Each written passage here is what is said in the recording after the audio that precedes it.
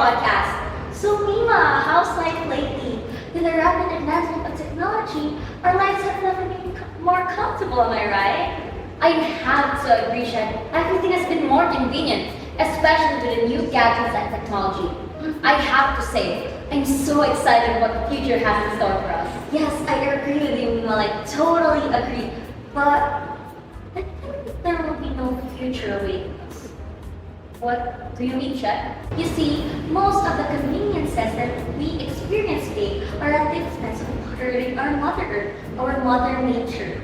The roads, buildings, infrastructures, and even electricity.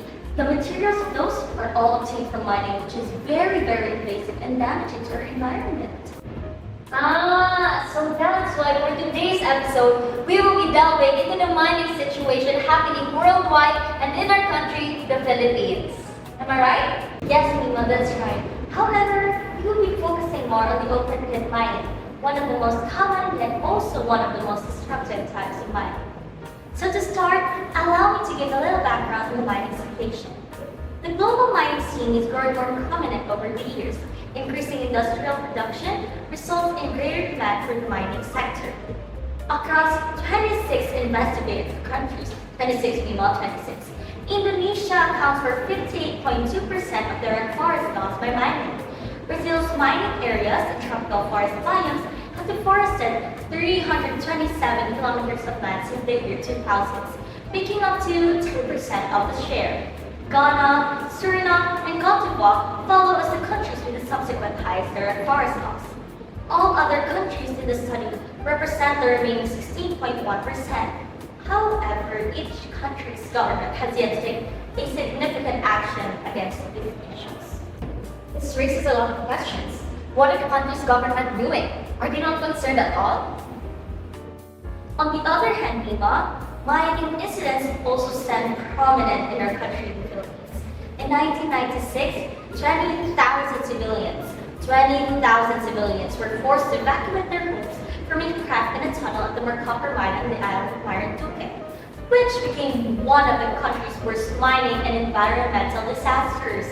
Another large-scale disaster was the Tampakan Mine, located in the ancestral lands of Benguet province, which caused the release of 20.6 million tons of toxic tailings in the water bodies last year, 2012.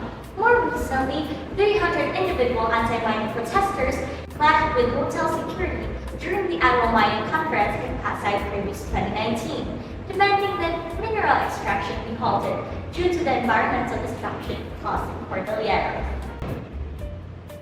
Wow, such incidents happen, yet there's little to no coverage in mainstream news outlets.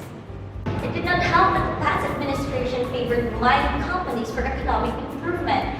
The most consequential action was when Guro Duterte, our 16th president, signed Executive Order 130, which amended moratoriums on mining regulation nationwide that lifted a 9-year ban on mining agreements.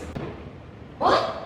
Although I appreciate the convenience mining provides us, but I think we should make more efforts in protecting our planet. We only have one after all.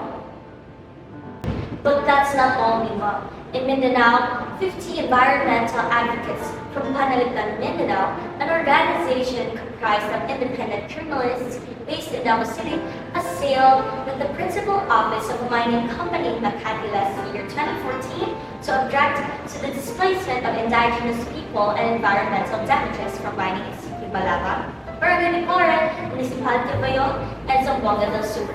Sumanans protested against the same nickel open pit mining site last October 2022. The mining operations reportedly felled trees and than upland areas. Then the government identified watershed as Sumanan ancestral domain in Butala.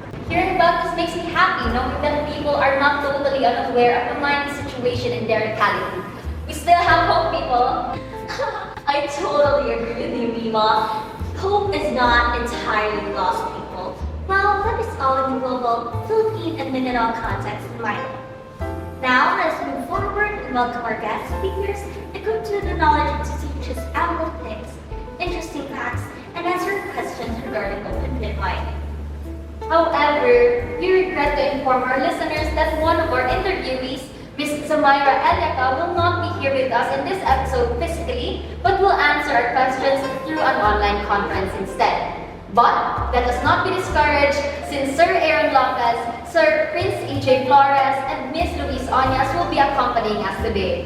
Hello, our guest speakers! Hello, Shekylah. Hello, Hameemah. Hello, Miss Sam. Hello, everyone. Wow, so we're grateful to have you for today's podcast. I know that you are a group of environmental advocates and are in your journey to spread awareness on environmental problems caused by open-pit mining. Am I right? Yes, that is right, Shekylah. Oh, I also heard that there's a colossal mining site in Tampakan, South Cotabato. I heard that you're advocating against it. Am I right? Might tell me more about it, Miss Sam? Yes, that's true. We oppose continuing open-pit mining in Tampakan. You see, mining operations began in Tampakan in the 1990s. It's a subject for controversy, and it should be. It garnered attention in 1994 when the World Mining Congress, or WMC, formally announced its presence. And it gained further traction when the Republic Act No. 7942, more commonly known as the Philippine Mining Act of 1995, was proclaimed to put boundaries on how far mining movements can go and how the resources dug up should be handled. Furthermore, in the same year, an FTAA or Financial or Technical Assistance Agreement contract was signed by the Philippine government and WMC. This contract provided an avenue for miners to dig out the land of resources with proper funding. Tampakan, as we know, is one of the Southeast Asian sites with the largest deposits of copper and gold. A colossal project will require equally massive funding. The FTAA was a sure way for the miners to secure funds to secure their operations. Environmental damage caused by mining is a given. Green mining is a false narrative spread by greedy companies and does not exist. Citizens of Tampakan who are primarily affected continuously oppose this damaging act. 1990s? That's way before I was even born. How much have they mined in those years? More importantly, who is the company or are the companies that handle or operate in Tampakan? The mineral stake in Tampakan stands at around $73.4 billion. That is why the Sagittarius Mine Incorporated, or the SMI, is hell-bent on getting the mining grant in the area. They are the current developers of the Tampakan Mine project and are owned by a larger group called Indofil Resources NL, whose main objective is on mineral exploration. Oh, that's quite shocking, Miss Claire. But what could be the possible reasons that they are doing these operations, aside from, of course, the financial benefits? Well, to be honest, the company is abundantly profiting from these mining operations. And due to its financial benefits, these mining operations are being conducted. Although due to these mining operations, it can have adverse effects to the environment and the citizens of Tampakan. I see. But given the damage it caused to nature and the citizens, does the government strictly implement any laws or actions to, maybe lessen the implication caused by mining than by the said companies? For one, the 1995 Mining Act stands. Local codes for mining do exist, as well as environmental codes. However, despite those codes, smaller operations remain. In that sense, I think it is essential for us to know the true motives of mining companies in their pursuit to excavate these lands that are supposed to be protected by people and the law itself. Still, we can believe that the lack of government action against these mining operations encourages greedy mining companies to persist in their actions. I get the gist of the companies and the government's role, but what about the workers? For sure, there are many hazards encompassing their work, especially during mining operations. Oh yes, that's right. Workers are exposed to various health hazards, including inhalation of hazardous air and fine particles due to the large amounts of dust in these mining operations. These are especially fatal because it can cause serious respiratory illnesses such as pneumoconiosis, asbestosis, and silicosis. Not to mention the possible accidents that may occur during these operations, including landslides that could possibly endanger the lives, or in the worst case scenario, horrendously take the lives of the workers in the surrounding areas. Speaking of the surrounding area, how do these mining operations affect the locals and the nearby environment? Mining activities not only extract minerals from the ground and cut down trees, but they also generate waste. This affects the quality of the air and water and can harm the residents' health. On the other hand, the environmental effects of mining could result in sinkholes, erosion, loss of biodiversity, damage to soil, groundwater, and surface water with the chemicals from the mining process. In addition to that, the Ala, Marble, and Tagada rivers in Mindanao have become polluted, affecting the lives of more than 1 million people. Agricultural lands are primarily affected as the land utilizes the river's downstreams. So, going back to the mining situation in Tampakan, are the citizens aware of these issues? What are they doing in response to it? For sure, they have something to say as they are the ones who experience the adverse effects of mining firsthand. Yes, Shekylah, the issue is already well known in Tampakan. The citizens even protested against the mining operations, especially the lifting of the ban on mining, and initiated a solidarity march. Do you know that even the local government officials opposed the continuing of the lifting of the ban? Oh wow, Miss Louise, it has become a controversy in the area. I see. At least we know that the citizens and the local officials are watching it and trying to protect their land. But what about our government? Did they listen and act upon the issue? Considering that many people have disagreed about it. Well, unfortunately, despite the rallies done by the citizens, the government still lifted the open mining ban in Tampakan. However, they did promise to enforce strict monitoring of the mining operations. What could be the possible reasons that the government issued the mining operations despite the citizens' disapproval? In all honesty, the Tampakan Mine is among the most expensive untapped mining fields in Southeast Asia. It is estimated to contain 15 million tons of copper and 17.6 million tons of gold. That is why it is an excellent opportunity for the government to revitalize the mineral resource industry and achieve economic growth amidst the crisis caused by the COVID-19 pandemic. The economy has indeed been suffering because of the pandemic. I guess the government is also trying its best to revive the country's economy while caring for the environment in their own way. I see. So on that note, we would like to hear about your ways of caring for and protecting the environment. I heard that you have been working on advocacy about the Tampakan Mine for the past months. Care to tell? It is an academic requirement, but we are passionate about it nonetheless.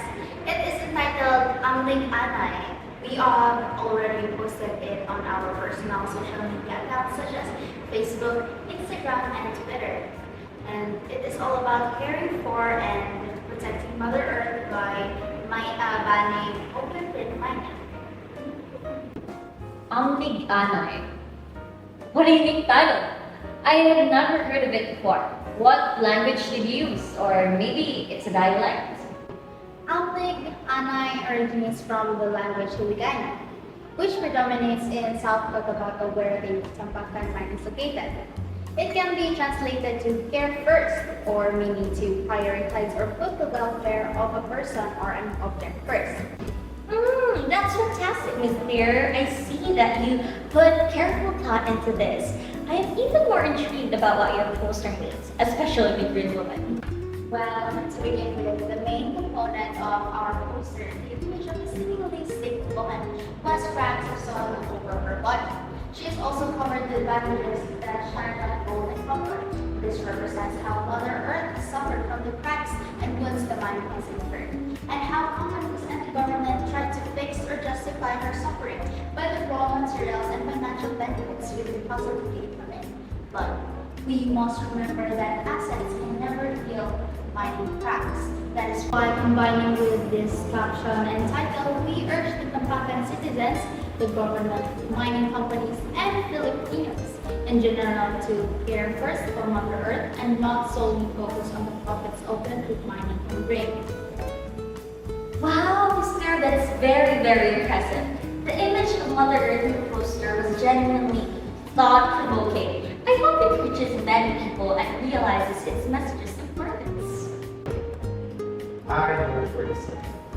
Thank you for being with us today, Ms. Zem, Sir Aaron, Ms. Luis, Sir EJ. Your knowledge and insights have done a fantastic job in educating us and our listeners about the mining and the mining scene in Tampakan, South Cotabato.